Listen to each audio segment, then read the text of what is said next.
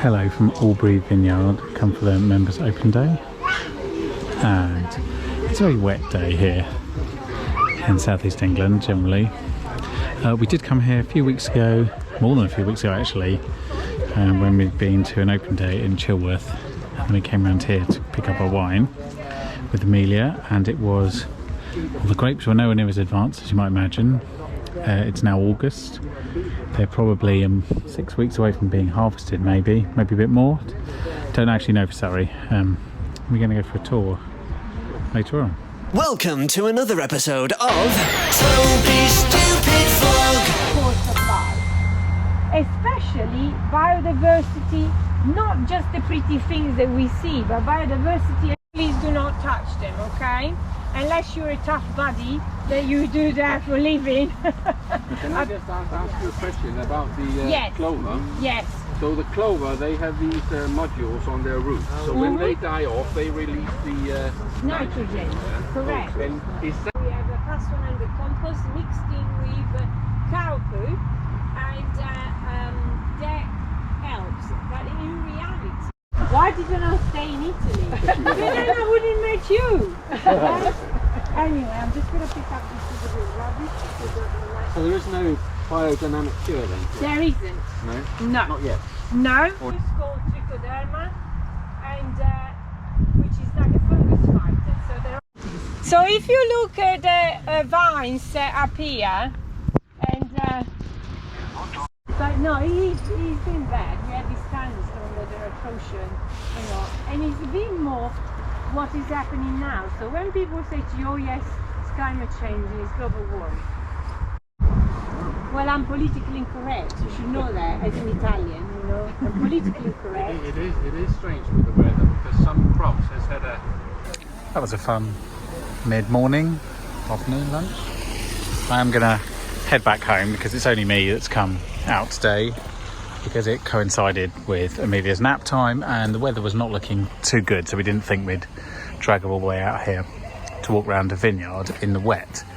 That said, it actually would have been fine, but you know, you live and you learn, and she hasn't been too well, so I'm going to take my hire car and go home. Hello, good afternoon. It's Monday and Amelia is at nursery, and just saying those words is just such a relief. Now, I should predicate this by saying, obviously, I like spending time with my own daughter, but this is quite important. Most people, herself included, when they are ill, are not that much fun to be around. And she hasn't been for the last week. And it's nice that she's well, and it's nice that she's at nursery and I can finally do some work. Because as I think I mentioned before, I did a total, I think, of 4 hours work in the whole of last week. So it was not massively constructive. Today I've caught up on a project I should have done ages ago, but I haven't been able to because I had masses on and then I had a sick Amelia. So I'm feeling much more positive about the world, although I'm not feeling good about the state of the lens on this camera. Now I am. See? Clean your camera lens. So I'm going to do a few steps before I go and pick Amelia up and get my brain into gear for whatever the next project is, which I'm not entirely sure. There's a lot on the go at the moment. It's been a very, very busy spring and summer. What haven't I told you about since I've been? Last week was basically a write-off. The houses, the flats on the market, we've had a viewing, there is some interest. It's progressing, you know, as slowly as these things do. What else? I bought a couple of new watches. You may or may not care about that depending on your interest in watches. I'll keep it very brief. I bought a very, very nice, expensive watch, which is going to hide for a little bit because it may be passed on to the next generation at some point in the future. And I also bought a reasonably inexpensive smartwatch by a French company called Withings, which looks like an analog watch, which is what I want most out of a smartwatch, but does everything. It's tracking my walking right now. Tracks your oxygen, does an ECG, BPMs, all that kind of thing. So it's great. and I love it. But I've got to continue my walk now, so I'll see you later. The Olympics. I knew I'd forgotten something. Did you notice there was an Olympics in Tokyo? Anyway, I didn't pay much attention because, as I mentioned, there was a lot going on for that 2 weeks. But towards the end, I'm always interested in the statistics around the Olympics and how people do in regards medals and what have you. Team GB, as we're now called, but Great Britain and Northern Ireland, as I prefer to call them, otherwise you kind of forget the Northern Irish, did very well, actually. I was expecting a bit of a, if I'm honest, because of the delay, and the countries that are traditionally perform really well at the Olympics obviously work on a cycle that was completely disrupted, and so that kind of brings them back down a bit compared to everyone else. But anyway, we did very well, got 65 medals, which is as many medals as we got in London. Slightly less golds, but some of that was because some of our big stars, actually this timing did not work for them in terms of injuries and what have you. They would have peaked last summer, and they picked up injuries since, and it's really unfortunate. But as a nation, it's a very impressive performance if you consider the size of the nation we are, with 67 million people. We do very well in medals per capita.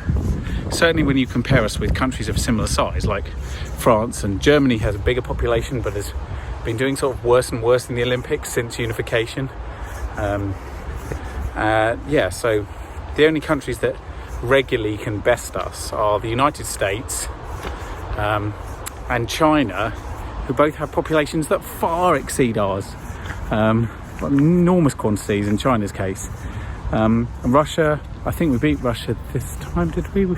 Yeah, we did. It's only Japan did very well at a home Olympics, so fair play to them, because they don't have a massive population either. So yeah, it was pretty good. And if I was still running Olympic smileys properly, which I should be, I think I would give Team GB maybe a flat smile, a flat face. That's not to say it's not a good performance, it's just to say relative to like where they were in Rio, it's about the same. So there we go. That's my Olympic roundup. Hi there, welcome to Kempton Park, famous mostly for horse racing, but every Tuesday, the second Tuesday and fourth Tuesday of each month, it's famous for an antiques fair. What the French would call it a brocante. I mean, I'm reserving judgment, but very often it's a bit more like a car boot sale, but we'll see. It is antiques as far as the eye can see. The thing with antique shopping is you've got to know what you're actually looking for. Just sort of browsing is kind of fun, but you're not going to end up with anything. So at the moment I'm just sort of looking at silver, old watches and that kind of stuff.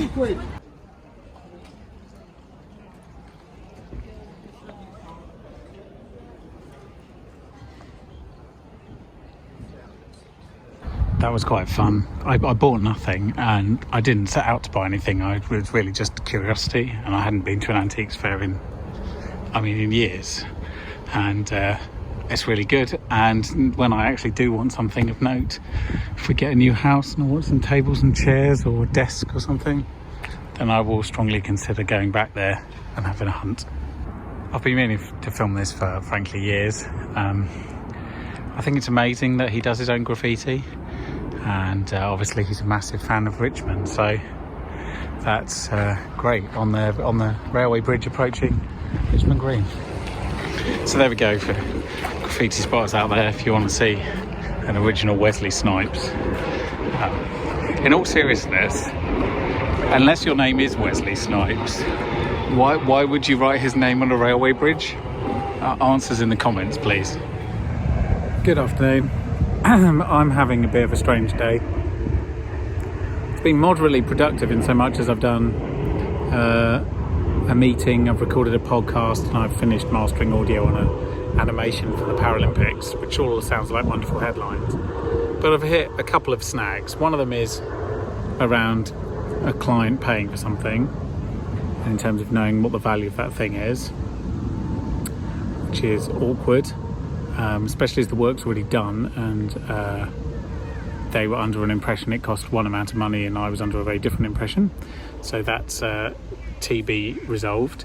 And secondly, I had a very weird meeting this morning and it was somewhat awkward, and I haven't come to a resolution of what I should do about it now. But suffice to say, it involved, office politics, which is something I broadly try and stay out of, but can't stay out of it entirely.